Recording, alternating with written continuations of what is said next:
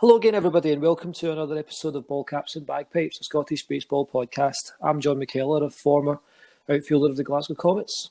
And I'm Jason Durr, Baseball Scotland Hall of Famer.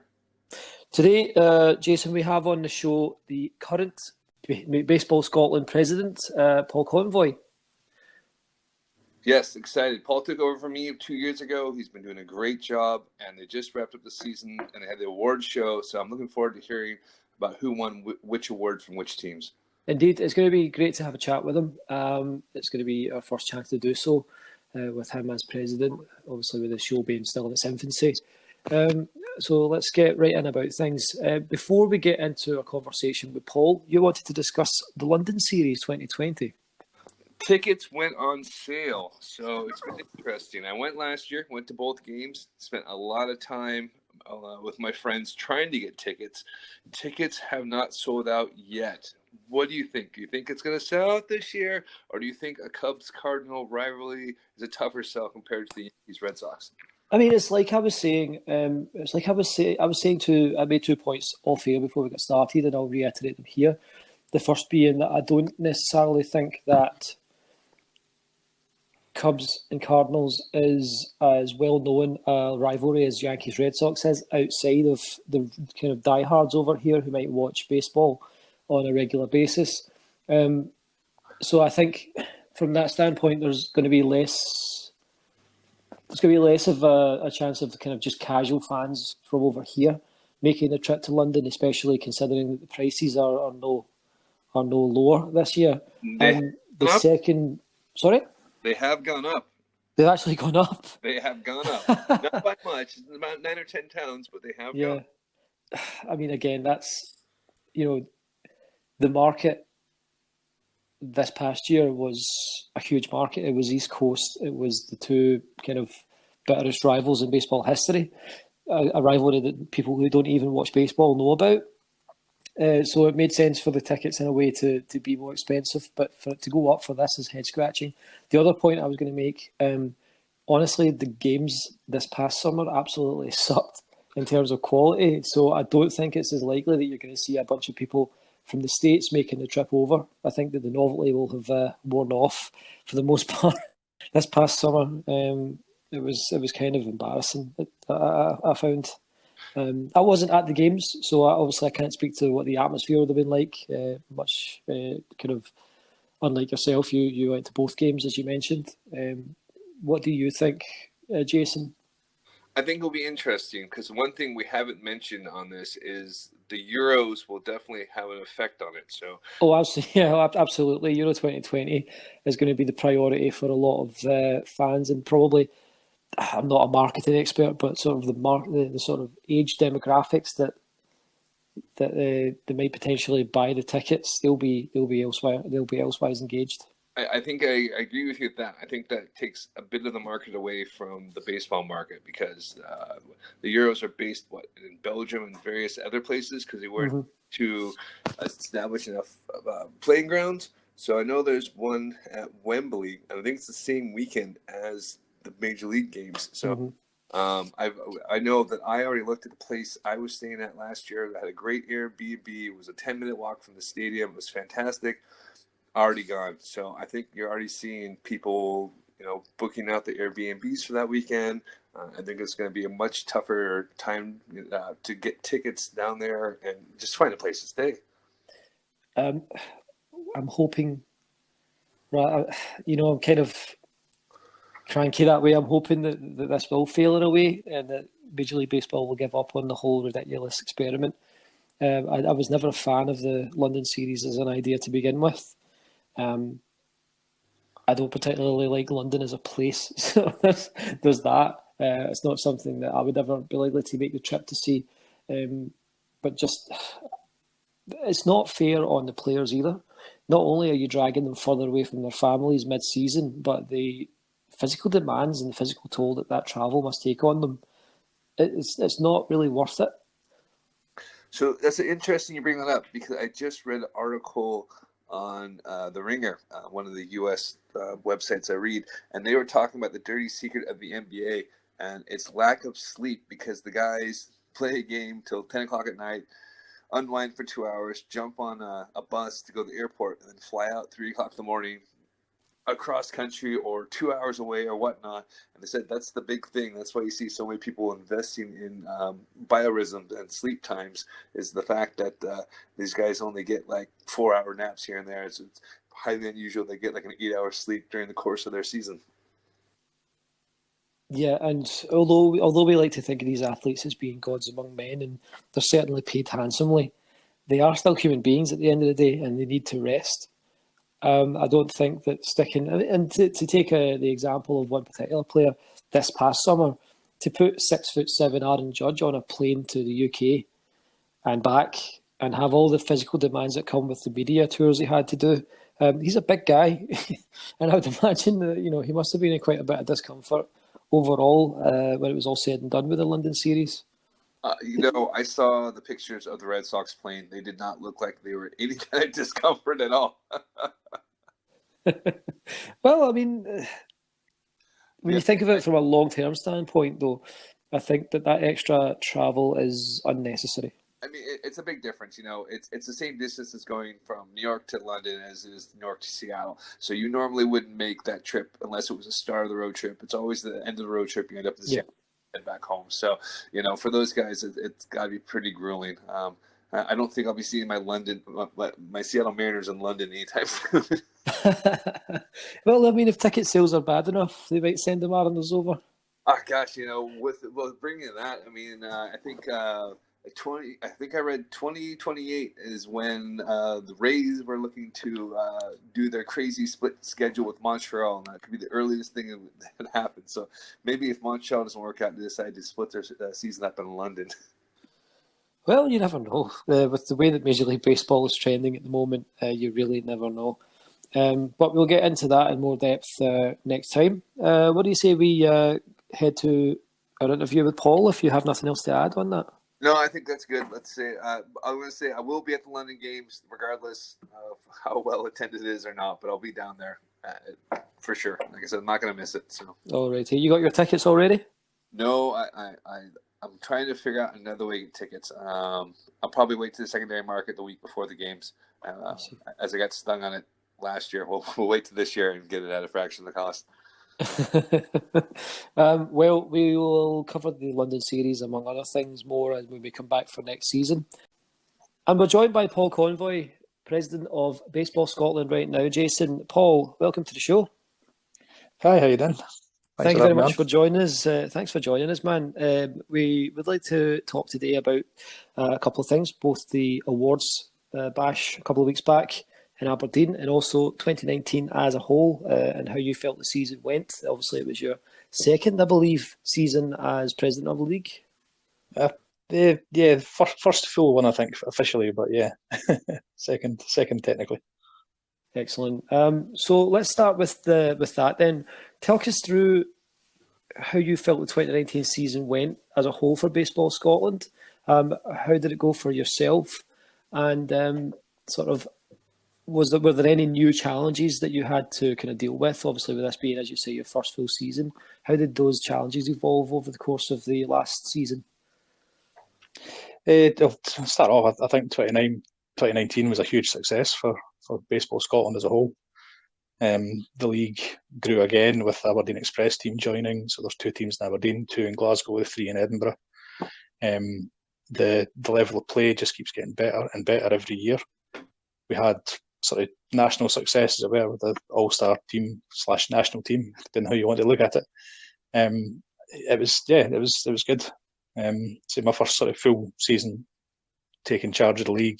I say that because I stopped playing this year, so I could focus on the league, and that was a big change for me. What prompted that decision, Paul? It was a few things. I think, well, personally, I felt to take us to the next level, we needed someone who was completely impartial at the head, whose goals were to cover the full league, not just one team or one club. So I took a step back I used to play with the Edinburgh Giants, managed that team, so I took a complete step back from them and tried to look after the whole of the Scottish League. Was that hard for you to step away from it? I said that, playing for what, 6 years now, 7 years, and just 7, yeah. 7 years. So you get 7 years in you, and it's just kind of like, okay, I gotta take a step back, and I gotta make sure the league keeps going and going in the direction you want it to go. Yeah, that was incredibly hard. I wanted to do it the season before, but I just couldn't. So I said to myself, I'll give myself one last year. And yeah, it was still hard at the end of it. I still really miss it as well. Being part of a team, sort of the camaraderie, the brotherhood. But I think as we've stepped into this, call it a new era, is probably a bit high level. But this new stage of baseball Scotland, I think it was important. And then of course I got that with the national team anyway, going down and sort of being the coach, as it were, going down to Kent and hosting the tournament in Edinburgh. So we'll get into the Kent tournament a little bit because we want to hear more about that. But is the real reason you retired is you didn't want to face Sam Davidson as a batter? In all honesty, I'd have loved to face Sam. I had the pleasure of umpiring a couple of these games, and just watching the pitching coming in for that angle was something else. I'd have loved to have a few swings and misses at those. I can categorically tell you, man, you weren't missing much. It's kind of it's like a blur. So you've also stepped in. You've mentioned umpiring, so now you've been more involved with umpiring. I know we have Wolfie's on his way out. Wolfie's been on his way out for a long time. Joseph doing a fantastic job. How do you feel behind the plate? I know it's a tough job. No one wants to do, but did you enjoy it at least? I do enjoy it, yeah. Thankfully, I mean, luckily enough, I have Joseph as a superb mentor for that, and Thomas Haywood's helped me out a lot as well. Teaching me the ins and outs, mainly the proper stance, so I don't get murdered by the baseball as it comes off a bat. So it happened a few times. Yeah, it's tough. Like I said, I've umpired a few games. No one's ever happy. It's a thankless job, and like I said, you get pelted by foul balls as well. It just makes the day even worse. So. So how did the season start off for you guys? Like I said, I knew you guys were building up towards the Kent tournament. You also had the USA tournament. Were you guys going with a lot of momentum, thinking, okay, we've got a new team in here? I know it caused a lot of chaos with the schedule. Yeah. So the hardest bit was fitting the schedule around the two tournaments as well as the London series. So we wanted to give all our players a chance to go down to London to watch that. But the build up to the Kent, it was weird. We were invited down by John Carter, the man that runs the Kent Buccaneers baseball team.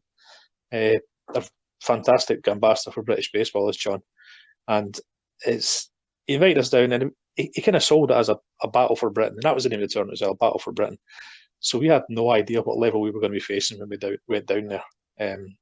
But me being the forever optimist, I was going down there to try and win, do the best we can, and I was surprised that we were able to play as well as we did. To be honest, we played fantastic. The guys we took down there were just phenomenal.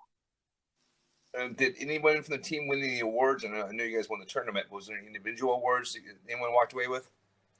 Yeah, the individual award, the pitcher of the tournament was given to Sam. The guy, he pitched 3 games. In fact, not to lie, it was only 2 games, I think. Both games against the Southwest League All Stars. And yeah, he was something else in that tournament as well. And one thing I wanted to ask you about was we're pretty isolated up here in Scotland. We don't get to play a lot of teams down south. You said you weren't sure about how the competition was. After seeing them, how did you feel like we compared to them overall? Just to see if the levels are still kind of similar, or if they were more advanced, or. I think we're all pretty level, to be honest. The level of play in Scotland and in the Northern League in England, as well as the Southwest League, and the AAA and AA levels at the BBF leagues, we're all running about the same. The West Midlands guys have started off their new league. They're bouncing probably at AA, single A level, but there's so much potential there. And I think it's that tournament is a testament to the growth in British baseball, not just up here in Scotland, but British baseball as a whole benefited from that. And I know he's planning on doing it again this year, so we'll have to go back and try and defend our crown. So does that mean you're going to invite Sam to come back over to make a guest appearance? Funnily enough, he mentioned that. I didn't even mention it to him. He mentioned that. I may need to temporarily come out of retirement as well for that because I missed it this year. More than welcome, John. More than welcome. We'll make sure we find some sort of lecture. He has to be over here for seminary school, and he happens to be the same weekend as that. So, but that's great. I'm excited to see that you guys are doing so well. It's awesome that you guys were able to do that. Let's talk about the USA tournament. Now, this is the second year we've had more. Or is it the third? Am I forgetting a year? It's the second time, I think. Just the second year. Okay. Yeah, second. Yeah, yeah. Got me confused there. Yes, second time. About this. It's the baby brain. John will know all about this in about a couple months, and he won't remember anything at all either. So, it's only the second year, and I was quite gutted I wasn't around for. But how did it go this year? It was we had no idea how we would do. I would say we had a stronger team for this tournament than we did last year, and a stronger team for Kent as well, because we had a lot of the star players like Albert Rodriguez, Luke Powell, Valentines. They were all available for the Edinburgh tournament, which they weren't down in Kent. So we had a really strong lineup. But I think the USA team are always going to be tough to beat. We started off playing them. We kept it tight for the first 4 innings, the 5-inning game. And then they went ahead, and the time limit kind of got away from us. Because in tournament play, you need to play time limits, especially one field. And they ran out winners there.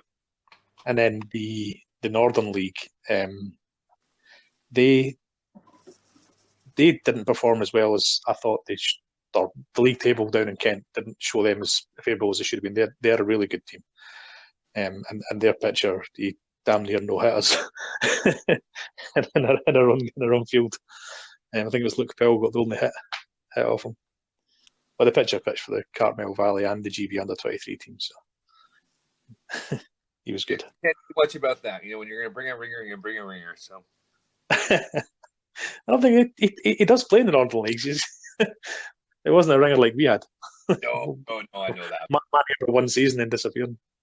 But I mean, that also shows how well the coaching has been down south that you have. So I'm playing down that way and playing quite well for the under-23 teams. I think they've done quite well for themselves. I've been following them closer and closer now that I'm retired. I have more free time to check media. So that's quite exciting to see they're doing good.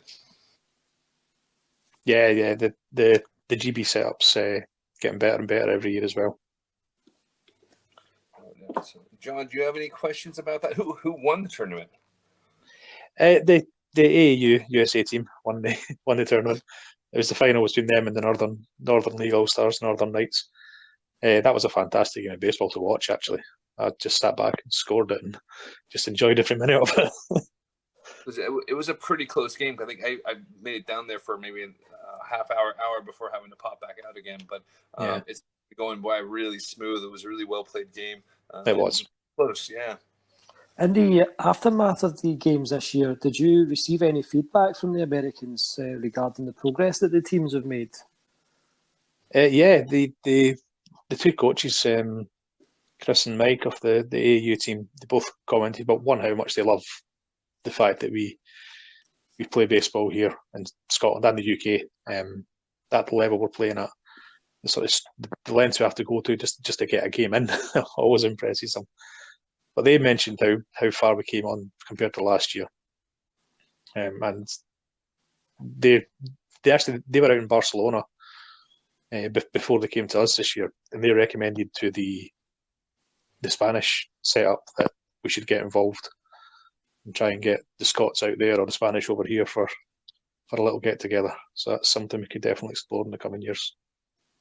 So I actually noticed today one of the teams is playing winter ball. It looked pretty nice out in Spain right now. If they were playing winter ball, yeah, well, I umpired one of the University League games a couple of weeks back, Stirling versus Aberdeen, and that was. There's a reason it's a summer sport, you know. So it was Baltic and the rain was sideways, huh? Yeah. That's great. They've been trying to get that Sterling League team for years going, so they actually got enough guys to show up and get a game going. Yeah. So the University League now consists of 2 teams up in Aberdeen and 1 in Stirling. And then at Edinburgh, they were close to getting a team set for the league, but I think some of the organisation kind of fell apart because it's so hard running a club. As I know you'll know. Yeah. It's hard to get people to volunteer, and you can only be pulled in so many directions at one exactly. time. To the point that you just made, Paul, that's actually a question I wanted to ask, and I guess I'll jump in and ask it right now, if you don't mind. What are some of the challenges that maybe are similar between running a club and running a league, and what are some of the challenges that you have now taken on as president that you would never have had to deal with leading a club? How is it, I guess, to simplify the question, in what ways are the two similar and in what ways are they different from each other? They're similar in the fact that you can't do it all yourself. You've really got to try and get help and delegate where you can. And you've got to get people involved that want to be involved. That goes without saying for club, league, anything. And luckily enough, we do have people dedicated to the sport here in this country that want to see it grow, want to see it improve. So I get a lot of help from the other clubs doing things in the league. Where it differs, though, is then comes when you've got all these different clubs having input, it's trying to make sure everyone's happy. Not to say that there's any arguments or anything, but you've got so many different views to try and consider and juggle to make sure that we are doing the best thing for Scotland and Scottish baseball. Great. Yeah, I know it's tough. I mean, you got to keep everyone happy, and you got to have the best interests of everyone in mind. So I know how complicated it is. But then there's also some other challenges that you know you're going to be in the job for a little bit. You can kind of set a strategic vision for a few years, and then get everyone else to buy into helping you out to actually achieve.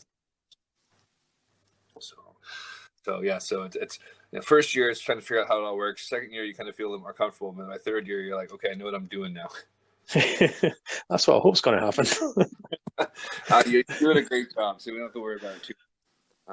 John, do you have anything else you want to add to this, or do you want to get into end of year awards? Or well, one thing I would like to ask actually the both of you together in a way, how has the role of league president evolved since it was held by my co-host Jason and now held by yourself, Paul? Between the two of you, would you in any way be able to sort of give me or give the listeners a kind of overview of how that role came to exist in Scottish baseball and how it has evolved to get to the point where it is now? Oh gosh, so it kind of fell into my lap. That's the best way of putting it. Nick Clark, who was running the team before me, was going to do it. He had his second child, and that was that was it for him. He was gonna struggle to run anything, and I had the time to just kind of do it. So I was lucky enough. There was only 4 teams there, and so it was fairly easy. The GVA team was mostly guys that were 14, 15, so it wasn't real hard to say this is what we're going to do and follow along with it and just kind of make sure everything was fair. I want to say it was 2008. We had the Northern Knights come and snatch a bunch of guys to go play in European tournaments, which almost killed the league off. Coupled with the Strathclyde Falcons folding 3 games into the season. So not only that, I think we had about 10 rainouts that year. So it was, we were just kind of just hanging together by a thread, and then kind of turned it around in 2009, 2010. But then a lot of that had to do with, say, the internet and social media and being more proactive to let people know we existed.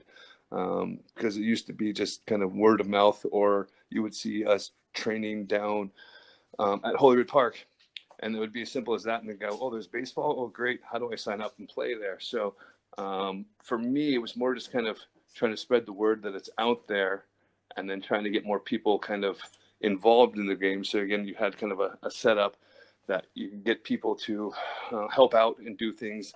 And that was always kind of the first few years for me. And then once you kind of had everything established, it was trying to figure out a way how to grow the sport more in other areas, and try to engage with more people to kind of let us know that we existed. So that was kind of what I always did when I was doing things back in the day. And how has the role evolved? How would you say the role's evolved, Paul? Obviously, you have 3 more teams that you're responsible for than Jason had for the majority of his tenure. With the new additions that we've had the past few years, we have obviously an 8th on the horizon with the Dundee-based team, looking like they'll be coming into the league next season. Is that a sure thing yet at all? As far as speaking with Jason West, the man that's organising things out in Tayport, he's pretty much assured me there is going to be a Tayport team in the league in 2020, which is superb. Right, so you've kind of overseen this expansion in the first couple of years of the league. In what ways has that kind of provided new challenges to you that maybe wouldn't have existed to Jason? And how has that role that you're in now evolved over these last couple of years? Yeah, I think that sort of the role of the league president has. I'm very lucky that the fact that Jason, he did all the hard bit. You know, he had us established. He had us, well, not just the league, but the clubs involved as well established, and the people that were willing to have an input, having an input. All the groundwork in making people know we existed. Most of it was done. The social media setup, that was all Jason. So I just had to sort of pick up the reins of that and make sure it just kept ticking over. Where things have maybe changed now is with the website, I suppose, is a big thing. We tried to keep updating the website. We've now got a new and improved website. We try and get a team to oversee that, so I don't have to do it because I'm not very good. But what? Well, like I said, you don't have time to go and sit on the website for an hour to edit it. So you got to go and hand those stuff off. I mean, I always hated Monday mornings because it was like, all right, I got to make graphics. I got to put all this stuff up to the website. I will say that there is one bit I love about the website, and that's updating the stats. I love baseball stats. I've no idea why. But something that's sort of different for me in the sort of league president's role is trying to play the politics of British baseball a little bit, because it's quite fragmented down south. And I'm kind of of the attitude that we can all be separate, but still work towards the same goal. So I'm trying to make contacts down south, and so far so good. You know, the guys in the Northern League, Southwest, as I said, John Carter, who's part of the Kent Buccaneers and the BBF, and I was lucky enough to meet Jerry Perez, the BBF president, down in London during the games, and we seem to have the backing of, or not the backing, but at least the ear of Liam Carroll and Drew Spencer at the GB teams.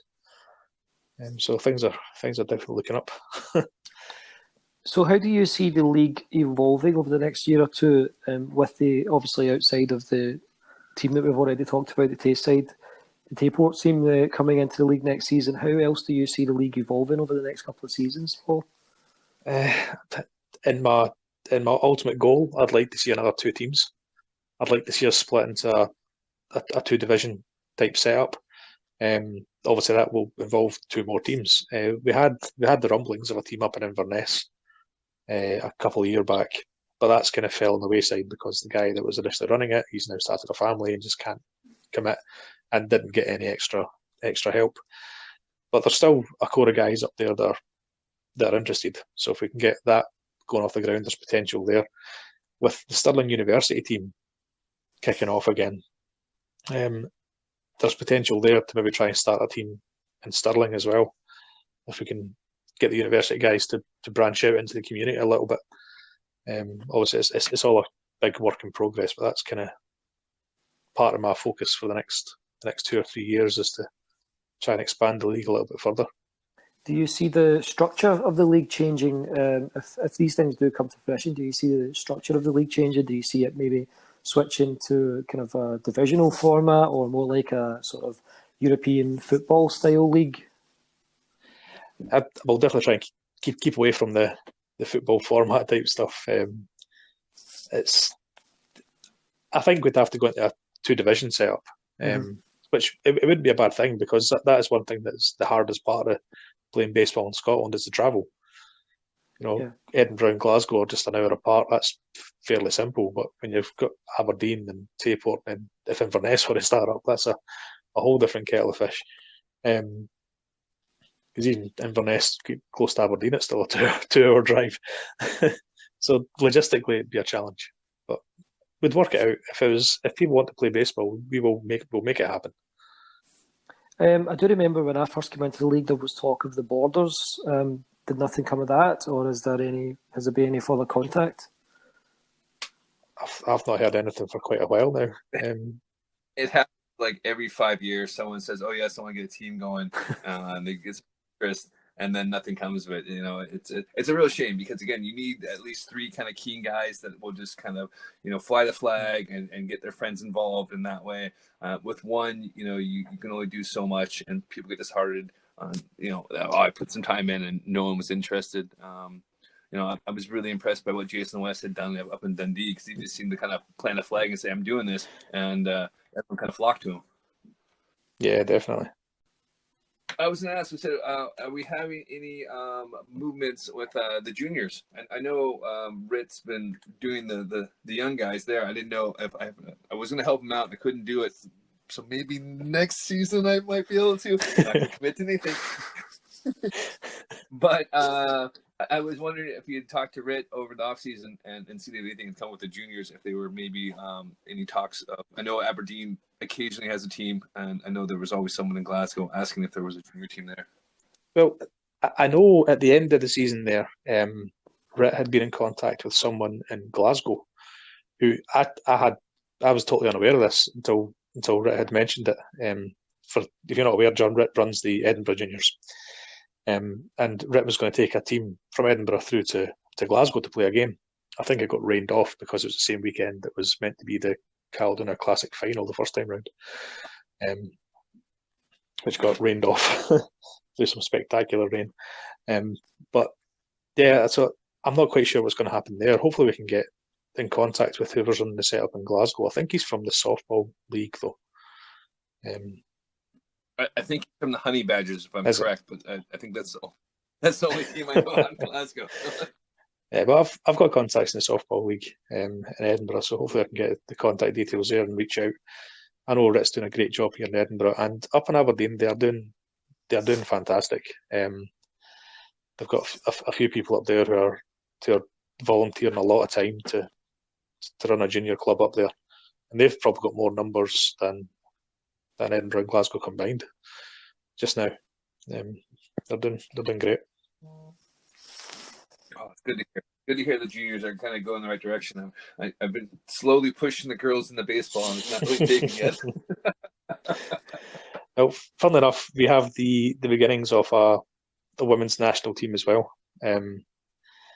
Yet to be formally named, but we've expanded the Edinburgh Unicorns to cover the whole of Scotland. So it could be the Scotland Unicorns going forward, or whichever name the women decide to name themselves. But that's something to look forward to as well. We are still, I think it's confirmed, but not fully set in stone yet. But we have potential for a women's tournament to be held in Edinburgh at the beginning of May next year, with a high school team from Canada coming over. That's amazing. That's a really good news. That's amazing news. Now, you have mentioned there a couple of things. You've mentioned the expansion of the league, the Caledonia Classic, and the women's baseball that's beginning to pick up steam here. What would you say, Paul, is your proudest achievement that the league's made since you've been president? For a personal note, it has to be the win down in Kent. I mean, that genuinely was the happiest moment of my baseball playing. Well, not playing, I didn't play. I just held a clipboard. But that was the happiest and proudest moment of my tenure playing baseball in Scotland. Definitely. It was something else. Excellent. So the kind of growth of the game in Scotland as a nation was sort of, it's almost like a vindication of sorts for the progress that we've made over the past few years. Sorry, John, not to interrupt. To give you an example, I went down to the BBF annual AGM, and I think it was about 2011 down in Birmingham. I think it's always at Birmingham. And I went and talked to one of the head coaches down there, and I said, "Hey, I'm Jason. I run baseball up in Scotland." And he goes, "What? There's baseball in Scotland?" And then this is somebody that's been playing in the leagues, and I know we've been unaffiliated since 2008, and he had no idea we even had any teams up in Edinburgh, let alone at that time. I think Edinburgh was the second largest, had the most teams in the country. So so it was nice to see that we were able to put our stamp on it and let us know that we're playing baseball up here and we're doing quite well at it. Speaking of doing quite well at it, let me segue into the awards bash a few weeks back in Aberdeen, Paul. I don't think, Jason, you weren't at the awards, were you? No, I wasn't. I wasn't, unfortunately, there either. But I presume that you would have been there, Paul. Yeah, I was up there giving the award presentation. So how did you feel overall the event went? I thought it was a huge success again. I'll offer thanks again to the Aberdeen Baseball Club who put on a great night for the league. It really is. It's a fantastic night, not just for the awards and award winners, but to bring the whole league together to celebrate the season. I think that's something that's really important for these evenings. And it was a big success. That we almost had Hunter Pence up had they seen the tweets, the numerous tweets that I sent him. You had every Scottish baseball player trying to get. Maybe next year Hunter will be lucky enough to make it to the bash. Yeah, maybe. I think such a fitting year for it to be held in Aberdeen as well, with the birth of the new team, the Express, and just how fantastic their opening season was. They finished second in the league and obviously were runners-up in the Caledonia Classic. Let's move into the actual awards themselves then. League MVP was, I believe, Sam Davidson. It was, yeah. This was the way we organise the votes just now. It's the team managers plus their captains plus one other representative that they feel is qualified to give the votes, and then any ties go to the umpires. And the league MVP is voted. Voters were to name 3 names, and I think all bar one person voted for Sam. Wow. And I will say, though, it was a very close call between Sam and Adam Murphy. I think only 1 or 2 votes were in it. I joked to Adam, if he had voted for himself, then he might have had the award. but no, Sam, as mentioned in the last episode of your podcast and earlier on today as well, he is something else. Oh yeah, there was a crazy stat for our level. There was a crazy stat that one of my teammates told me. Apparently, he struck out roughly 2/3 of all batters that he faced this season. Yeah, yeah. He had an ERA of 1, a WHIP of 0.65, and a K9 of 18.67. So yeah, roughly 2 strikeouts or almost 3 strikeouts per. Wow, that's insane. Over 2 strikeouts per inning. So what we need to have him work on is to catch you to drop more strikes, called third strikes. So we can get that for Oh dear. So yeah, I think Sam overall probably well deserved as the MVP winner. Why don't you run us through the Gold Glove Award winners then, Paul? Yeah, let me load these up. So yeah, the The Gold Gloves. The Gold Glove catcher was Jared Tomley of Aberdeen Express. The first base winner was Jason Stott of Glasgow Galaxy. Second base went to Jim Sehar of Glasgow Galaxy. Third base was Adam Murphy of the Edinburgh Giants. And shortstop was Miguel Del Rosario of the Edinburgh Cannons. And the three outfielders were Ryan Quantrill of the Edinburgh Cannons, Jacob Wright of Glasgow Galaxy, and Danny Quinn of the Glasgow Comets. Now, am I right to understand Danny was a rookie this year? Danny was the Glasgow Rookie of the Year winner as well. Yeah, Danny was a rookie in this league this year. He played as a youngster many, many moons ago, but after I think it was a 14-year gap, he came back. So he's been out of the game since he was about 16, I'd say.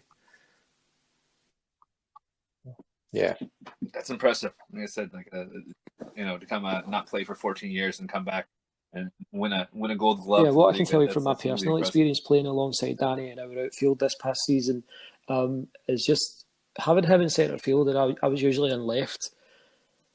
It made you feel so safe and secure, and he elevated everyone in the outfield that was in the outfield with him to be a better player.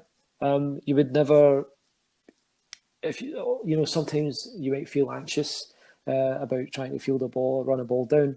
That was never the case when you were playing alongside Danny, because you knew that he was either going to get there first, which happened 8 times out of 10, or in those 2 times out of 10 that you had to make it, he's going to be there to support. And it just took a lot of the pressure off when trying to field a kind of tough play. I definitely felt that he made me a better outfielder playing alongside him, and I think that's a well-deserved Gold Glove award for Danny. I do remember one play he made out in centre field, one of the games I was umpiring, and he ran a good distance and made this diving catch, which most people in Scotland, when they dive, they go the length of themselves, which for Danny's not a lot because he's quite a short guy. But he just seemed to fly through the air and just catch this ball. And it was, it was one of the ones that everybody sort of stood, and the bar couldn't help but applaud it. It was a fantastic play. Yeah, it really stuck in my mind when he won the Gold Glove. That's well deserved. Absolutely, he moves very graciously. Yeah, absolutely, completely agree. He made quite a few plays like that when I was playing alongside him in the outfield, and I was kind of standing mouth agog, just completely baffled by how he even first got to the ball, and also just how easy he would make it look. And especially considering the long layoff that he's had of about 13, 14 years without playing baseball.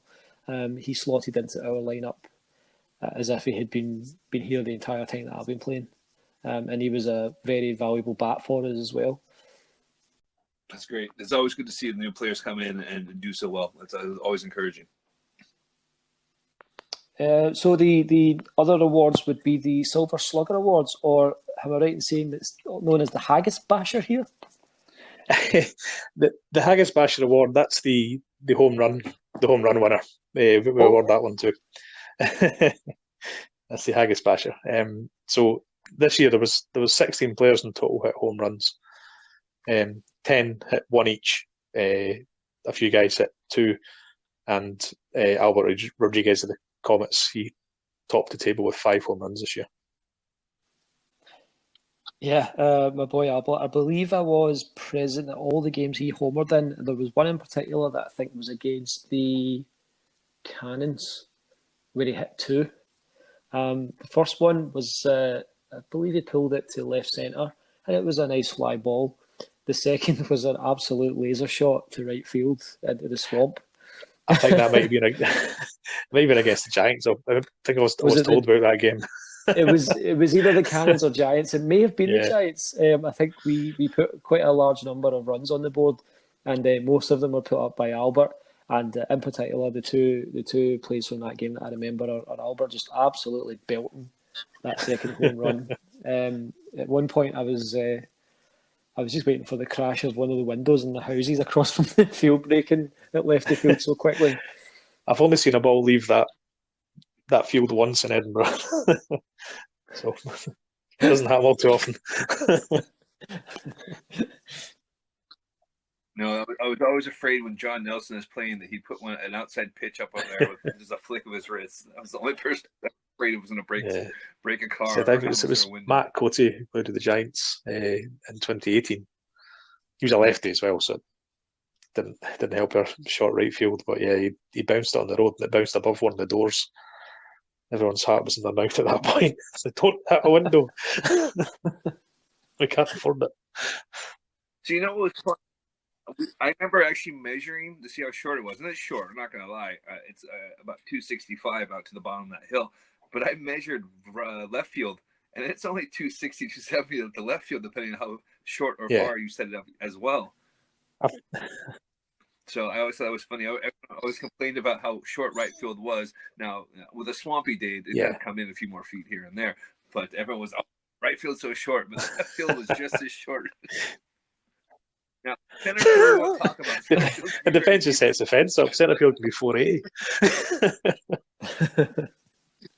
It's a hitter's park, as Bobby Thompson.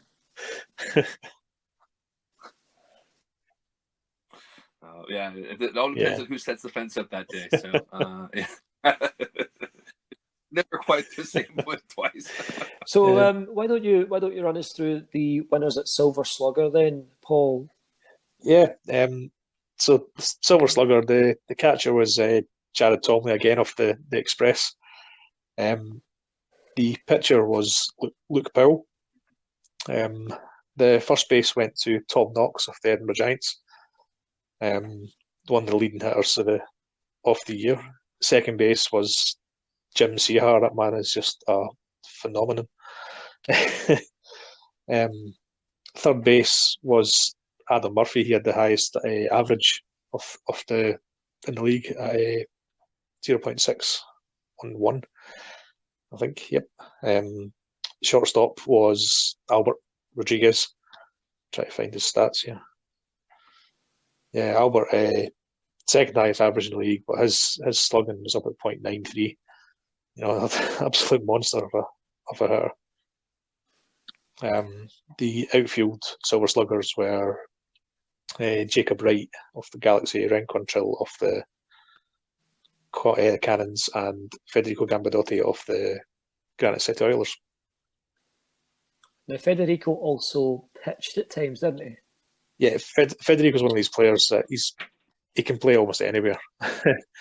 So how we sort of did the voting was we just asked players to vote for asked the voters to pick the best hitters, because in Scotland we have that many people that filter through different positions. You can play 4 different positions in a season, so it's hard to nail you down as one. Play that many games. Yeah, there's 18 games, and yeah, you can play.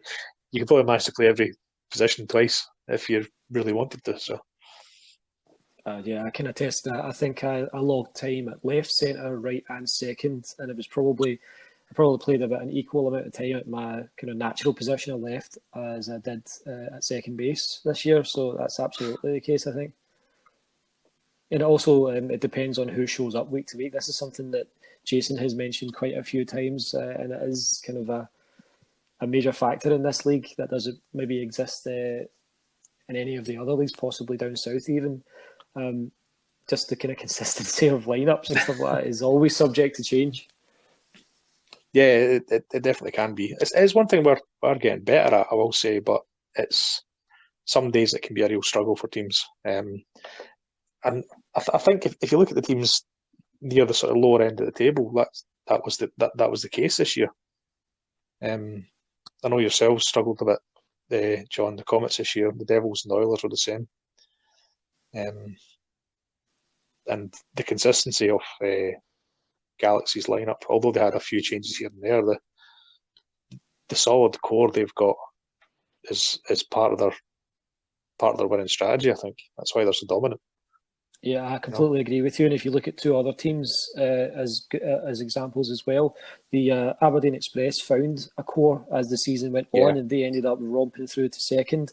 The Cannons, on the flip side of that, they started the season with a very well set up core of players, They came out of the blocks absolutely flying. Obviously, with the injury to Sam and a few other factors, they did kind of drop off toward the end. But absolutely, I think you're right. The presence of a kind of strong core and a consistent lineup is definitely something that can't be overstated. That was a turnaround in the Giants season as well. You know, the Giants were almost a mirror of the Cannons year, where the Giants started off very badly, and then they went I think an 8-game winning streak at one point.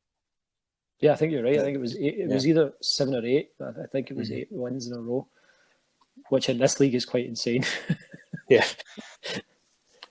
Was he playing maybe cricket beforehand? So the hand-eye coordination and the tracking the balls? It might have been a softball. I wouldn't want to say for sure because I don't honestly know, but he's from Canada. I think he's over here studying. But yeah, he played short and third for the Express team, and did a good job. All right. So, is there any awards we've missed? We've got Silver Slugger, and we've got Tartan Glove or Gold Glove, and we've covered Rookie of the Year. Was there one for each team, or was it just one? It's each overall? City we try and do it, and because we have that many rookies, and the work some of them put in, I think it definitely deserves credit. So we mentioned the Glasgow Rookie of the Year was Danny Quinn. The Edinburgh Rookie of the Year was Martin Clark of the Edinburgh Cannons. So one of the guys I've had the pleasure of coaching. Martin's very coachable. You know, you can help him improve, and he picks it up, he listens, and he tries his hardest each and every time. And you can see the marked improvement for the start of the season to the end of it with him. And then one guy who I did contest if he was an actual rookie or not up in Aberdeen was Shane Shures at the Aberdeen Express. This guy had a fantastic season, and it genuinely was his first year playing baseball, or at least competitively. I'm led to believe. Yeah, that would make a difference with that. Just enough prior experience to kind of know what you're expecting. That would definitely make a bit of it. But you know, if that's who they vote for the rookie, then that's who they vote. The other awards we gave out, I decided to sort of try and reward not just sort of performance in the league, and I wanted to give a couple of awards for like just attitude to baseball. So I called it the President's Award for lack of any other name, and I gave it to both Ren Quantrill of the Cannons and Connor Smith of the Oilers. Both Ren and Connor, their attitude to the game is second to none. They're the first on the training field, the last off it. They want to improve and learn so much. They put so much time and dedication into it. Both of them travelled down south to try out for the GB under-23 teams. Ren made the expanded roster. Connor was unlucky, but he was encouraged to keep trying. And I think he went down again recently to try out, and he's made the Performance Academy down there. So they've seen potential down there. So that's fantastic. We've now got two young athletes in the GB setup down there, which I think they're good ambassadors for the league as well. You know, two phenomenal young men. I mean, that's fantastic that we're getting people into the performance academies and the teams there. I mean, that just shows how well things are being run, and we're finding talent and actually developing talent. Just kind of instead of just going, okay, it's Sunday, it's noon, here's the balls, pass the helmets. All right, 5 hours later. So that's fantastic news. That we've got two guys out there, and hopefully more to come. So. That is the plan. And so what was did you just wanted to give them the award because you saw the hard work there and make sure they were recognized for the rest of the league who may or may not know them? I know it's hard now. You may see a team 2 or 3 times a season, and with people's schedules, you may not see those players there. So we felt it was just time to show that they are working hard and they can. Yeah, that was definitely part of it. As I say, I wanted to reward things that's not just performance based in this league, because a lot of it, as you just said, a lot of it's just turning up and playing baseball. You know, if you're good, you're good. But when you're beyond a rookie, there's so much more to do in the league than just turn up and play baseball. So, you know, the next time this award might go to someone who's volunteering a lot of time, or you know, various things this award can grow into. But for this year, I definitely wanted to reward both Ren and Connor for all the work they've put in. One thing that I did notice a lack of this year was Hall of Fame inductees. Was that by design, or did you just feel that there wasn't a particular soul that warranted that nod yet? Yeah, there's a couple of names on the list that I personally want to add, but it can't just come from me. It's got to be a full league vote. There was one name that we were going to add to it this year, but he wasn't able to make the ceremony, so the chances are he'll be added in next year. But I won't name who that is, obviously. So we've got a secret nominee that we'll find out next year. So yes. So if you're curious to find out who it is, you can either wait a year or go to the awards show.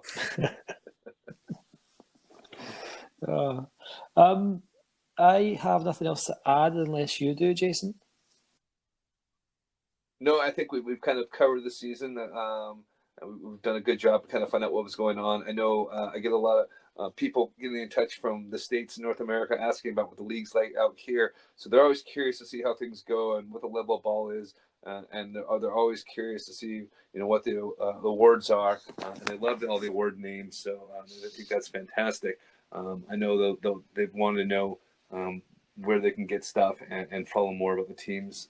So we'll definitely have you on again, Paul, before the season starts, and you give us an update on what's going down and what happened during this offseason. So I know there's probably a few things in the pipeline we can't chat about yet. So, and let's not forget, if you're listening to the show for the first time and you want to get out and support Scottish baseball in any way possible, please feel free to get in touch on Facebook's probably the best way, Paul? Facebook, Twitter. I think the Instagram account's still there with yourself running, I believe. The Instagram is there. But so Facebook or Twitter is probably the best way to reach out. So if you want to get involved and help out any way possible, no matter how big or small, you can reach Paul on Baseball Scotland on Facebook or Twitter. So I think that's it for this week's show. Again, Paul, thanks a million for coming on. It's been a lot of fun catching up and hearing about what the exciting season the 2019 season's been. That's all for me. Okay, thanks a lot for coming on, Paul. Cheers. So that was our chat with Paul Convoy. Thanks again to Paul for coming on the show. It was, I think, we got some great insights into how the league's run and a kind of great overview of the awards ceremony and how things have progressed for the league as a whole over this season and over the past couple of years. Jason, let's wrap it up. Where can people find Ball Caps and Bagpipes on social media? So mainly you can find us on Facebook. We have our Twitter account. It's been unlocked from Twitter jail. We'll be using that much more in the coming weeks. Try to build more of a following on there.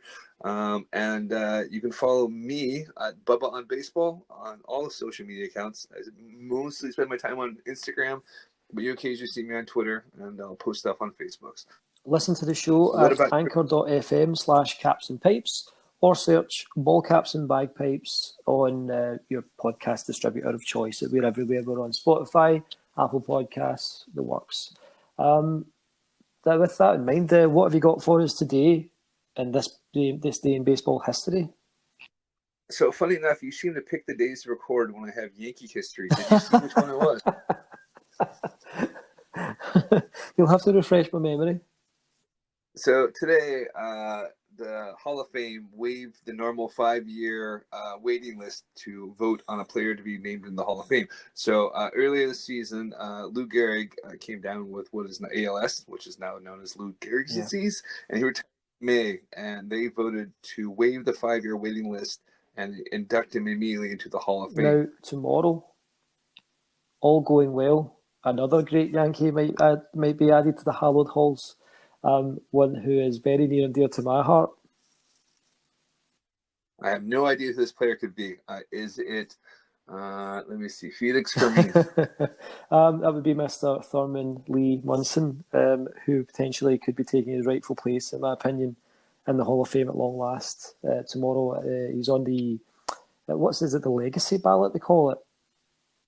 Yeah, so they're going back and revisiting a few players from it's the legacy ballot. Yes, and there's quite a few guys that I grew up watching the '80s that I'm very curious to see if they make it or not. So I think with Harold Baines making the Hall of Fame, it opens up a few more doors to a couple guys who are really good for a couple of seasons, or great for a few seasons, and then kind of good the rest of it. So. But yes, I did see Thurman Munson was going to be on the ballot, so I know who you're pulling for. Absolutely. What are your thoughts overall on the legacy ballot and kind of revisit it? Do you feel like it's a good thing, or do you feel like the way it's structured should be kept as it is, where you get the limited number of attempts and then that's it? Because I know a lot of people who maybe, if that limit wasn't in place, would have reached the Hall of Fame. Have ended up not getting in because of not getting the votes. I'm torn on this. Like, as a traditionalist in me says, it should be just the greats and the people who stayed a great career throughout the whole time. But if you look at some really dominant players at that time that just maybe were good for 4 or 5 years, or great for 4 or 5 years, and then good the rest of their, but just didn't have it. Of course, you have advanced statistics to show that players are much better now, or they had stats you didn't know about, or they played in places you just never heard anything. Tim Raines was the big example of that, where he played basically in Montreal, no one knew about him unless he was playing in your city on the road. So, I'm all for it. You might as well let these guys in. I mean, I think the big one is Dale Murphy. I was always a big fan of Dale Murphy for the Atlanta Braves, and he was tremendous in the early '80s. And I grew up watching him on TBS, so I'm kind of rooting for Dale to maybe get into the Hall of Fame. I think it'd be great. And how many would get in through the legacy ballot? Oh gosh, I don't know how many they're allowed. Is it 3 or 4? Do you know off the top of your head? I don't, unfortunately. It might be. Is it going to be similar to the way that the usual ballot is, where it'll be a percentage of votes that are needed, or? You know what? I need to look into this because we need to look into it. We'll revisit that then, because we'll revisit that at some point. But yeah, let's call it a day. All right, it's always good, and let's look forward to next time we do this, and let's play 2. Indeed, man. Indeed. Thanks a lot for joining us, folks. Join us again next time. I've been John McKellar. And I've been Jason Durr. Thanks for listening. Bye-bye.